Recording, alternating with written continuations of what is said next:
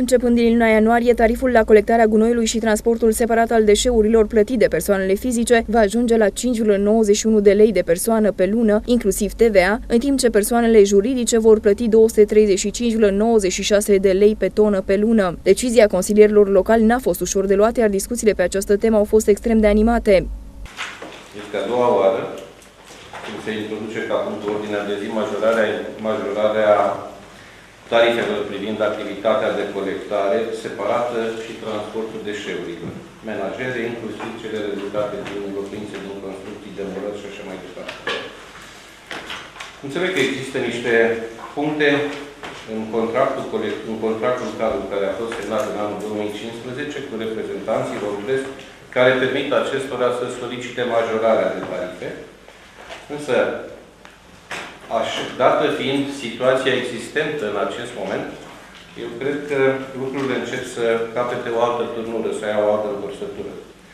În primul rând, nu ne-am făcut niciodată probleme și n-am stat să analizăm de ce s-a ajuns în situația asta și cine a fost de vină. Pentru că a fost externalizat și a fost achiziționat caietul de sarcini de la o firmă care pur și simplu nici nu interesat despre municipiul Râmnicu Vâlcea, dacă are 90-100.000 de locuitori sau 50.000 de locuitori. În al doilea rând, a existat un caiet de sarcini care n-a fost trecut prin Consiliul Local și care a fost făcut de către o comisie la acel moment în cadrul primăriei și cu colegi din formațiuni politice și cu angajați din cadrul primăriei. Dacă aș fi acum la primul meu mandat de consilier local și ascultând cu domnul Crăciunescu, i-aș fi dat foarte multă dreptate, dar așa cum cunosc adevărul, mi se ridică părul în cap cât de multă dezinformare puteți aduce în Consiliul Local. Domnul Crăciunescu, ați fost consilier local. Atributul Consiliului Local, atunci când s-a aprobat acest caiet de sarcini, este și acela de a verifica caietul de sarcini, de a vedea dacă toate clauzele sunt legale și dacă primăria nu este pusă în pericol. Era un atribut pe care dumneavoastră trebuia să vă respectați și sunt convins că dacă vă duceați la îndeplinire, astăzi nu eram în această situație. Trebuie să informăm opinia publică, nu? Că în momentul de față s-a avut un proces pe fond, care este peste 10 miliarde. Există toate șansele să mai vedem în continuare. Iar în acest moment suntem obligați să alegem, să angajăm o firmă de avocatură pentru că personalul din cadrul primăriei nu poate face față unui astfel de proces, sau a îndreptat greșelile făcute în vechiul legislativ. Eu, în permanență, nu am ajutat cu noi asupra celor dinaintea mea. Am preferat să încerc să remediez ceea ce s-a greșit în trecut și să continui ceea ce a fost bun.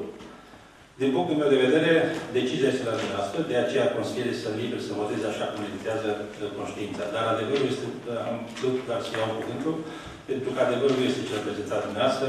Puteți lua poziție în vechiul Consiliu, mai ales că sunteți consilieri de foarte multe mandate și să vă fi spus atunci punctul de vedere. De aceea, actualul Consiliu va trebui să fim foarte atenți la orice contract vom încheia pe viitor, să căscăm ochii înainte, nu după. Vă mulțumesc.